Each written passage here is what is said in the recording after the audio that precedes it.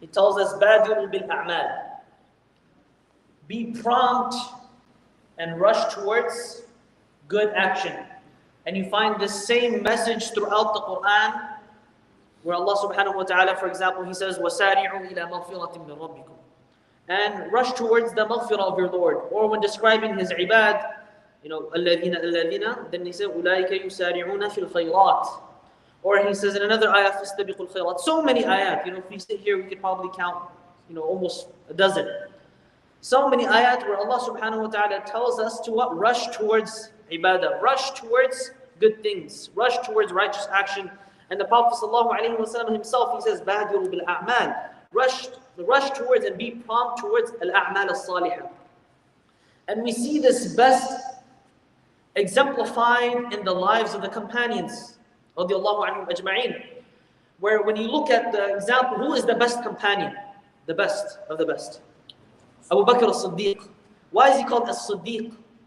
Because as soon as he heard the message of Islam, he accepted. As soon as he heard the message of Islam, he accepted it. That's why he's called as-Siddiq, the one who affirmed the truth. To the extent where once Umar radiallahu anhu and Abu Bakr, they got into a dispute between each other. And Abu Bakr, he made Umar radiallahu anhu angry. And so Umar radiallahu anhu, he got up and he walked away. He was angry, he walked away. And Abu Bakr, he chased after him and said, I'm sorry, forgive me. And Umar, he was just too upset, so he just went and he closed his door on his face.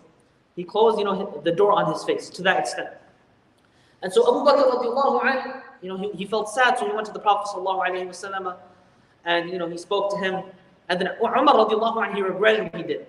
And so he regretted what he did. He came to the Prophet sallallahu alaihi wasallam, sallu alaihi wasallam. He came to the Prophet sallallahu alaihi wasallam, and then he told him what had happened. And the Prophet sallallahu alaihi wasallam ghadab. He became angry. And he told Umar, and he told the companions that were, هَلْ أَنْتُمْ تَارِكُونَ لِي صَاحِبِي? Are you really going to leave my companion? هَلْ أَنْتُمْ تَارِكُونَ لِي صَاحِبِي? When I came and I said, إِنِّي رَسُولُ اللَّهِ إِلَيْكُمْ جَمِيعًا قُلْتُمْ كَذَبْتَ وَقَالَ صَدَقْتَ وَقَالَ صَدَقْتَ. That when I told them and when I came with the Prophet in the beginning, you all called me a liar. But Abu Bakr, he affirmed the truth. So see how his status was so elevated because what? He was quick to accept the message of Islam. Quick, rush towards it. And when we look at when the Qibla was changed, when we look into that story, when the person came and the announcer came that with the announcement that the Qibla had changed and they were playing in Masjid al-Qiblatain. It's called Masjid al-Qiblatain now, but they were praying in that area, and they were praying towards Masjid al-Aqsa. And it was announced while they were praying Salah, the ayah, وَمِنْ حَيْثُ خَرَجْتَ فَوَلِّ وَجْهَكَ شَطْرَ الْمَسْجِدِ الْحَرَامِ. Right? They immediately, during the Salah, they changed the Qibla. They changed. They didn't wait. They didn't say, oh, maybe we have to recheck, we have to double check. People nowadays, they like to delay and delay. But the Sahaba, as soon as they heard something, they acted upon it. The Prophet ﷺ once, he saw one of his companions with a gold ring. So he came, he took it off and he threw it. He said, how dare you wear something, from the coals of hellfire? How dare you wear that? Because he knew that the Sahabi, was aware. And so the companion, when the Prophet ﷺ left, was told by someone there that, oh, why don't you go pick it up now? And why don't you go make use of it? You could sell it, you could give it, you could do whatever you want. He said, I would not dare pick up something after the Prophet ﷺ had thrown it. Right? They were quick that when the Prophet ﷺ prohibited them from something, they would leave it. And they were quick.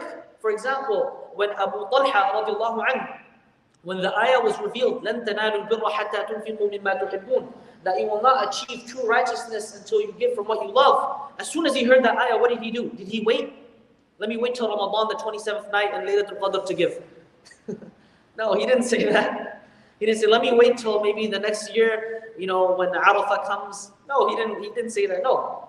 As soon as he heard, لَن تَنَالُوا الْبِرَّ حَتَّى تُنْفِقُوا مِمَّا تُحِبُّونَ, you will not achieve true righteousness until you give from what you love. He immediately gave his most beloved mazra'. He gave his most beloved, his most beloved garden, Bayruha, a very beautiful garden that the Prophet ﷺ would enter in and drink from. Right? And it's in Masjid al-Nabawi now. It's actually in the masjid. right, where the area of the garden used to be, Bayruha. So they were quick to do istijaba. They were quick that when they were told something they would do, and when they were prohibited something they would leave. And so the reason why this is relevant is that the new year had just begun. And when people begin the new year, hopefully, we're hoping this, that you have goals set forth for the new Hijri year, 1444. That you have goals that you have set forth for this coming year. And that if you have goals set for this coming year, you're not going to just delay. People, they love delaying. If you have something in mind, for example, I want to memorize the Quran. Don't delay. Oh, I'll memorize it when I'm older. No, if you have the time, if you can't make the time, if you have goals in mind, things you want to accomplish, do them now. Start them now. Don't delay. Because we know that the example of the companions and the example that was set forth by the Prophet ﷺ is that when the intention comes or when the idea comes in your head, just do it. Nike. وصلى الله على نبينا محمد وعلى آله وصحبه أجمعين. السلام عليكم.